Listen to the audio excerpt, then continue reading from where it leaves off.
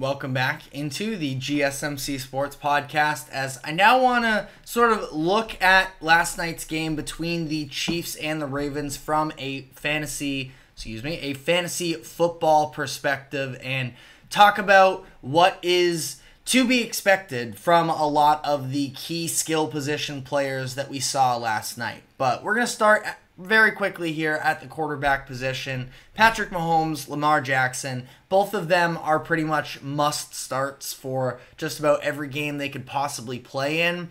I do think it's of course notable that Lamar Jackson, there were definitely some concerns about what is the rushing outlook going to look like for him now that he is splitting attempts with Derrick Henry in that same backfield. Clearly, there shouldn't be all that much of a worry. Now, that being said, I thought that the red zone possession on the first drive was sort of a prime example of the fact that when it gets down to that, especially early on in the year, I do believe the Ravens are going to try and lean on Derrick Henry a little bit more. We saw Lamar last night with 16 rush attempts. That's great. He was very effective, 122 yards, but he's also your quarterback, and it can get a little bit risky if you lean on that too heavily. So ultimately, I think they're going to try and at least somewhat reduce the overall workload for Lamar, but he's still going to have his opportunities. He's Lamar Jackson. His legs are the ultimate weapon. Last night, if you watched the game, you probably saw that he became the third all-time leading rusher as a quarterback. So, that's never not going to be a part of his game. That shouldn't have to worry about Lamar, but at least worth noting that I do think red zone touches are going to be a little bit more in favor of Derrick Henry, especially considering the fact that they aren't necessarily using him on passing downs anyways. So you just went out, you made this splash move that a lot of people are excited about. They're going to want to show off their new toy a little bit in Derrick Henry. But additionally, on the other side here, Patrick Mahomes, wasn't a great performance from him overall. The stats for him were slightly underwhelming. I believe in standard scoring leagues, he was somewhere from 15 to 16 points that he ultimately scored.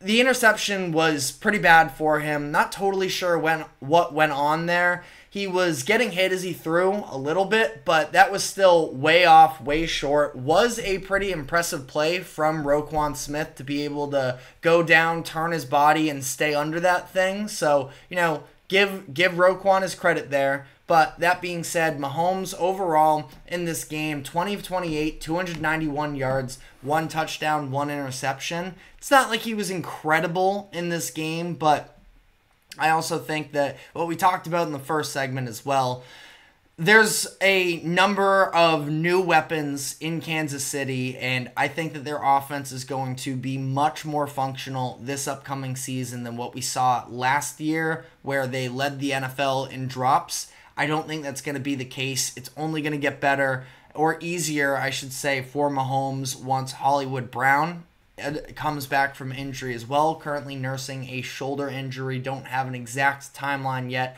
on that, but I think that Patrick Mahomes is going to be just fine. But outside of that, again, we talked about Derrick Henry already, and he's not going to be a carry-heavy guy. He's definitely going to split the overall snaps with Justice Hill, maybe a little bit more than at least I initially anticipated on those passing downs. But I think that he's going to make his money's worth in the red zone to make it worth it. That there's a good chance, and as an owner of Derrick Henry myself in one of my fantasy leagues, I took him in the second round. Feels like that could have been possibly a little bit of a reach. It was late second round.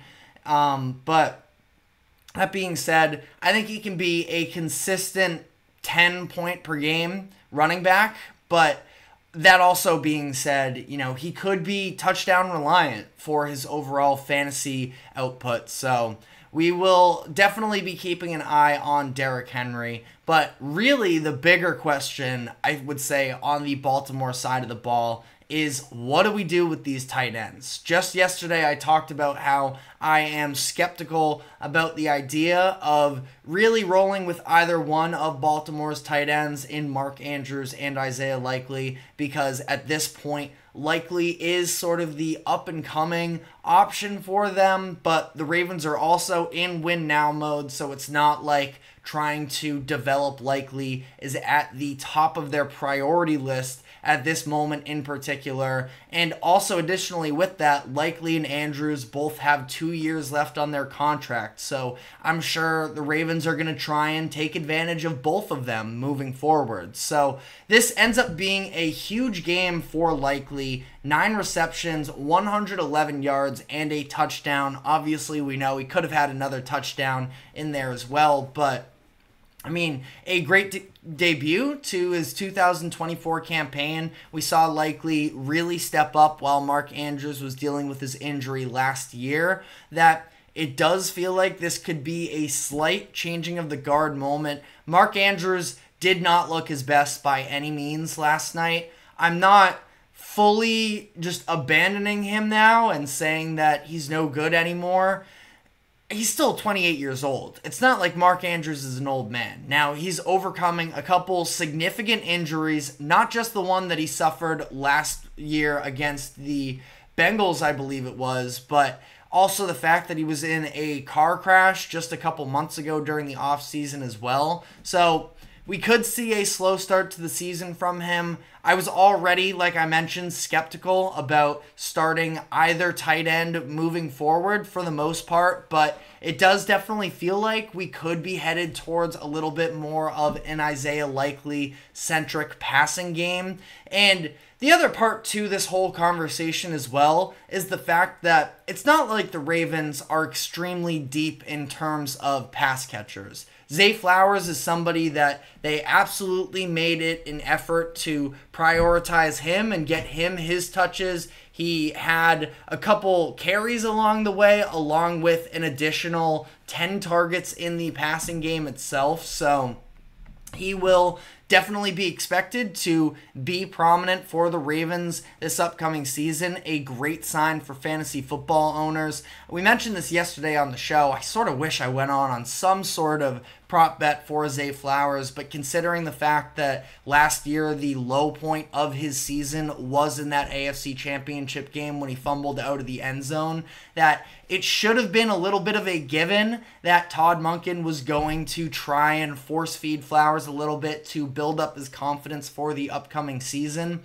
And, you know, I just mentioned that for the sake that I think there was probably even an extra emphasis on Zay Flowers in this game. And, 12 touches, or ultimately ended up being 8 because there were 4 targets that weren't caught. But, 12 intended targets for him, 12 intended touches, I should say, is maybe a little bit high for him to expect that every single week. But that being said, he's the clear number 1 wide receiver there. You should feel good about his fantasy value, and how that relates to Isaiah Likely and Mark Andrews is but with the fact that it's not like there are other wide receivers really getting in the mix that are further taking away from Andrews and Likely. Outside of Zay Flowers, it was Justice Hill that was, the other non-tight end receiving threat for them, where, Rashad Bateman, 2 catches, 53 yards, had excellent play that I feel like is going to be a little bit overlooked because of what preceded, but I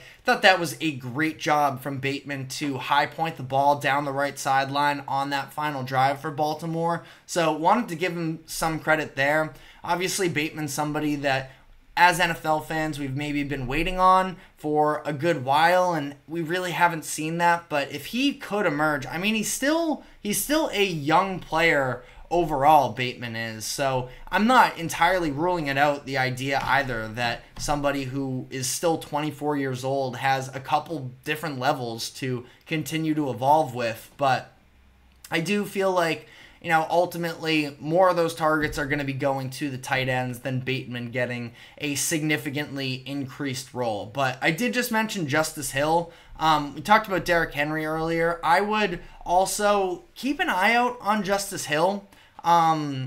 Ultimately, depends on if you're in a PPR league or not, but if you are in points per reception, I mean, Justice Hill could emerge into a sneaky weapon to sort of at least have on the bench if anything were to happen to Derrick Henry as well. Not a bad handicap if you have him in a league, somebody to maybe keep an eye on. But I want to look at the Chiefs side of this as well, and the fact that I don't want to overreact to just one game, but Rashee Rice seems like he might actually emerge to be one of the best fantasy wide receivers in the NFL this season. And I know that does sound like a little bit of an overreaction, but when you're playing with Patrick Mahomes, you have to understand there are going to be chances to be had. The issue was last season, nobody took advantage of it really. Outside of Travis Kelce, of course, but so many issues in that overall situation with the Chiefs receiving core that now Rice seems like somebody Mahomes definitely trusts. I mean, if that weren't at least obvious from the heavy number of targets that he got from Mahomes in this game, ultimately 9 targets, 7 receptions, 103 yards. I do think that that's something that we could seriously see Rice do at least somewhat semi-consistently. We talked about this in the first segment. He was 86, I believe it was, yards per game from week 11 and on last season. So I think that I'm definitely high on that. Xavier Worthy could absolutely end up being a star for the Chiefs. I have reservations about him being a must start in fantasy football every single week. 3 touches. Now, obviously, he ends up having a huge scoring output because he scores touchdowns on 2 of them, and he's probably going to find the end zone a good amount this season. But that being said, I think it's going to be pretty reliant on explosive plays. If Marlon Humphrey plays him better on that receiving touchdown, you're looking at, half of the production, essentially, because all of his points, for the most part, came off of touchdowns that I do feel like I'm not really ready to fully commit to him as a full-time fantasy football starter, but somebody that, as a flex option, as a spot start, could definitely give you a ton of upside for fantasy football. And then the last name that we just got to get to really quickly is Travis Kelce here, where last night was quiet for him. I talked about this yesterday. I think that the Chiefs are probably during the regular season going to try and involve more of their other weapons to at least give Kelce maybe a little bit more rest as he's, getting up there in age and is coming off of multiple deep playoff runs where he was doing everything for the Chiefs.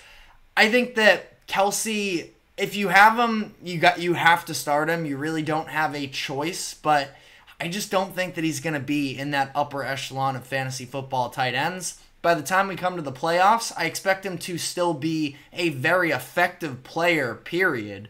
But that being said, fantasy football-wise, I do hesitate a little bit with certain parts of it. But let me know what your thoughts are in the comments section on Travis Kelce and his production, or just in general with what you thought of last night and the fantasy football implications. But we're now going to be looking ahead at the rest of the week 1 slate, and I'm going to be handing out my top 5 best bets of betting against the spread for these NFL games. So we're going to be diving into that, but first we'll take a quick break. Do not go anywhere. We will be right back.